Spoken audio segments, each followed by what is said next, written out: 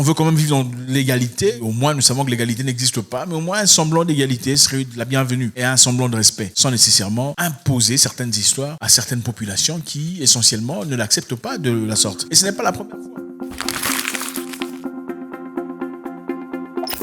Un sénateur américain a fait un commentaire très intéressant sur la politique internationale américaine, parlant du gouvernement Biden, qui s'est exprimé comme jamais dans le passé. En tout cas, je pense que venant d'un Américain, un sénateur, ce sont des sujets que l'on discute très souvent. Cette mentalité de vouloir s'imposer sur les gens, de vouloir imposer ses idéologies, ses concepts de vie, cette mentalité de dire on va travailler comme ça. Si vous travaillez comme ça, c'est-à-dire que c'est ça la démocratie. Si vous travaillez différemment de nous, vous n'êtes pas démocrate. Alors il faudrait venir vous apporter la démocratie. Et il a dit cette façon d'opérer, cette façon d'exister avec d'autres pays. Et puis la raison pour laquelle la Chine est en train de prendre le dessus dans beaucoup de pays.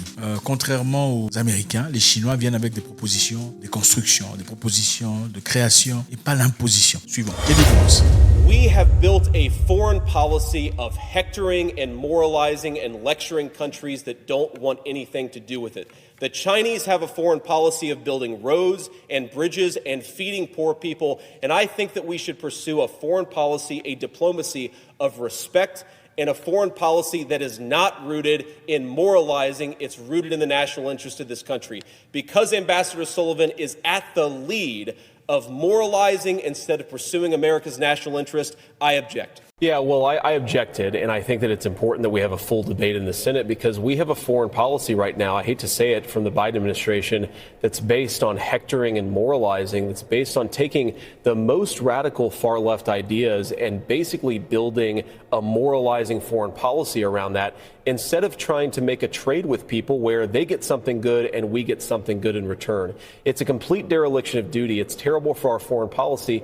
And to your point, if you're in Ghana, what do you want? A lecture from a woke white woman in America, or do you want somebody to help you build hospitals, roads, and bridges? It's an easy answer, and the fact that we're sending so many diplomats to Africa and other places who can't answer the question the right way is really troubling, and we need to, at least in this country, have it. Et c'est ça, bravo, bravo monsieur sénateur J.D. Glass. Bravo, faudrait dire bravo parce que, voilà, je pense qu'il fallait que quelqu'un le dise. Si une personne non américaine le disait, ça paraît très bizarre. Et ça a beaucoup plus de sens, beaucoup plus de poids quand ça vient d'un Américain de souche. Oui, c'est ça. En tout cas, l'une des raisons pour lesquelles beaucoup de personnes se retirent un tout petit peu de cette présence américaine. C'est à cause de ce sentiment de paternalisme, ces sentiments condescendants où on a l'impression de dealer avec un papa ou un senior qui te dit comment vivre ta vie, qui te dit quand est-ce qu'il faut partir, qui te dit comment t'habiller, comment manger, qui te dit aussi comment il faut se marier. Et ça, c'est complètement incohérent, ok?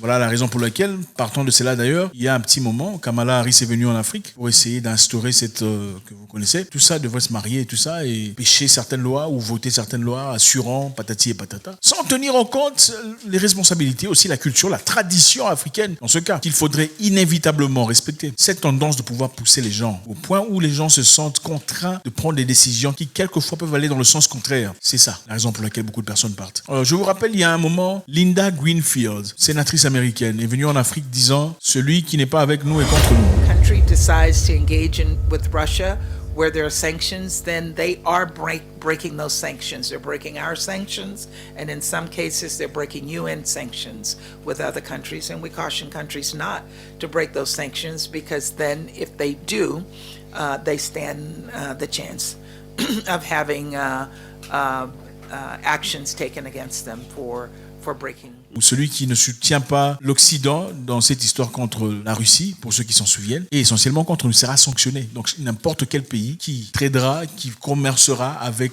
la Russie sera sanctionné. Et c'est cette façon d'exister qui dérange. Vous savez, même quand vous vivez dans votre vie, dans une classe, à l'école, quand il y a quelqu'un qui fait de la loi, ok, toi tu m'emmènes des beignets, toi tu m'emmènes ça, il ne faut pas t'habiller comme ça, il ne faut pas te mettre devant moi. À un moment donné, ça commence à fatiguer, même si on ne se bat pas, même si on ne s'exprime pas ouvertement. À un certain moment, ça commence à, voilà, on veut quand même vivre dans l'égalité. Au moins, nous savons que l'égalité n'existe pas, mais au moins un semblant d'égalité serait la bienvenue et un semblant de respect, sans nécessairement imposer certaines histoires à certaines populations qui, essentiellement, ne l'acceptent pas de la sorte. Et ce n'est pas la première fois. À maintes reprises, la grande population du monde s'est retrouvée dans des conditions où ils se sont sentis contre un mur. Le président président ougandais, par exemple, qui récemment s'est complètement retiré de la présence américaine, après qu'on lui ait mis la pression sur l'histoire des papa que vous connaissez. Il a fait du pushback, il est parti dans le sens contraire. Et il a dit non, cette histoire ne sera pas acceptée chez nous. Et ils sont partis au Parlement. On a voté une loi complètement contraire. Qu'est-ce qui s'est passé ensuite? Les États-Unis ont pris des dispositions par rapport à l'Ouganda, c'est-à-dire poser un système de visa beaucoup plus rigide. Le don que l'Amérique ou les États-Unis donnaient à l'Ouganda pour certaines histoires a été annulé parce que monsieur a voulu soutenir sa tradition et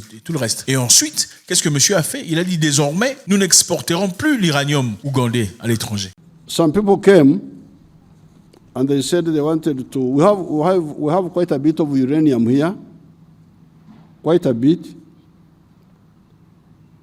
And some people came and they said they wanted to export uranium. I said no.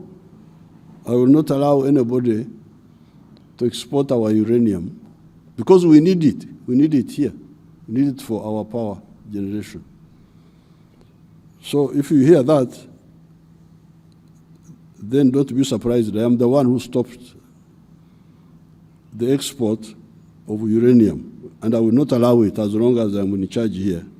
Voilà, c'est comme ça. Quand tu pousses quelqu'un espérant l'intimider, ce n'est pas un faiblard. Hein. Il est assez courageux pour se lever. Lui aussi bloque. Non, ça c'est notre terrain. Il ne faut pas passer ici. Si tu veux passer ici, il faut passer là-bas. Il ne faut plus passer par ici. Ça c'est notre maison. Si tu veux passer chez toi, il faut passer là-bas désormais. Oui, tu as peut-être raison. Tu es peut-être plus fort. Mais là, c'est leur terrain désormais. Et s'il dit non, tu ne passeras pas, tu ne traverseras pas, tu ne traverseras pas. Dans la logique normale. Et c'est dans ce cas qu'on se retrouve maintenant. Et ce sénateur vient ouvertement le dire. Les États-Unis doivent changer sa politique internationale. Ce n'est pas moi qui le dis, c'est lui qui le dit. Je vais ça encore une fois pour pas qu'on pense que c'est moi qui suis en train de dire. Moi, je m'en fous de votre politique.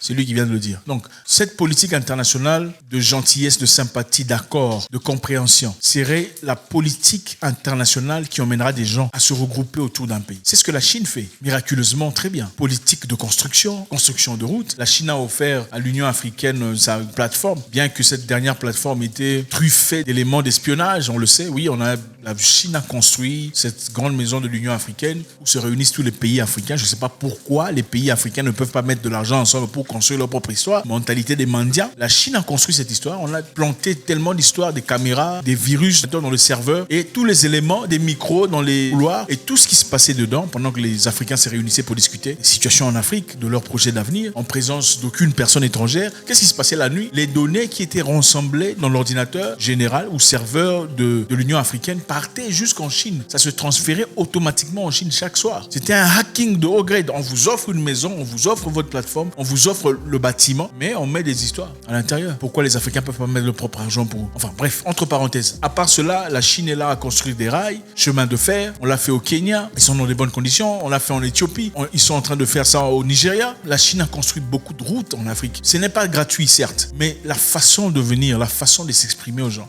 je suis pas en train de faire la promotion de la Chine. Nous sommes en train de faire une comparaison. Contrairement à vous faites ça, sinon vous serez sanctionné. Faites ça, sinon on va bloquer vos banques. Vous faites ça, sinon vos transactions ne vont pas passer. Qu'est-ce qui se passe à la fin? Quand les gens vivent comme ça, par la peur, chaque jour, ils cherchent un moyen alternatif. C'est comme si tu disais à une personne, si tu ouvres ta bouche, je te chasse de ma maison. Une personne qui vit chez toi. Si tu manges trop, je te chasse de ma maison. Si tu ne viens pas à temps, je te chasse de ma maison. Si tu pries trop fort, je te chasse de ma maison. Finalement, qu'est-ce qu'il ferait? Il va trouver un moyen alternatif avant que tu ne le chasses. Il sera déjà préparé à aller ailleurs. C'est exactement ce qui s'est passé avec la Russie, avec la Chine, avec les autres dans leurs moyens de transaction. Parce qu'à chaque fois qu'il y a un petit souci, on disait, on va te bloquer de SWIFT. SWIFT, c'est le mécanisme qui permet à ce que vous fassiez des transferts internationaux de banque à banque, d'un pays à un autre. C'est à travers le système SWIFT. Sans le système SWIFT, tu serais incapable d'envoyer de l'argent à ton pote qui est dans l'autre ville. Il faudrait, dans ce cas, aller physiquement avec l'argent lui déposer. Tu ne peux pas faire ça par ordinateur ou par téléphone. Donc, chaque pays qui s'opposait ou qui avait une idéologie un peu différente, on dit, bon, désormais, on va te bloquer de SWIFT. Voilà pourquoi la Russie et la Chine et les autres ont développé leur propre façon d'opérer et de faire des transactions internationales parce qu'ils sont soumis à une politique internationale qui n'est pas tout à fait juste. Alors, ce sénateur dit, si l'Amérique, les États-Unis veulent être accueillis par d'autres pays dans la positivité, elle doit essentiellement changer cette politique de Biden. God bless.